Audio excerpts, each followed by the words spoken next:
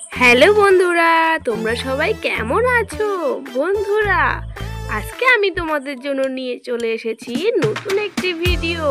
আজকে আমরা জানবো বাঙালিদের কিছু প্রিয় মিষ্টির নাম।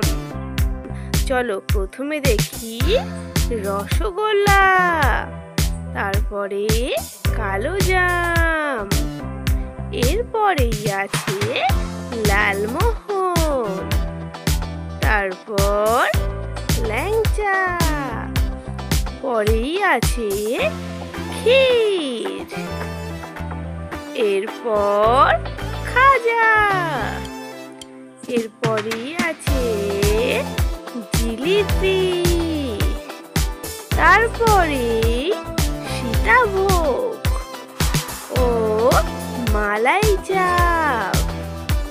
প্রিয় আমাদের রসমালাই, পরেই আছে গজা, তারপরেই হলো দানাদার ও সরভাজা, তারপরেই আছে মালপোয়া এবং ক্ষীরকদম।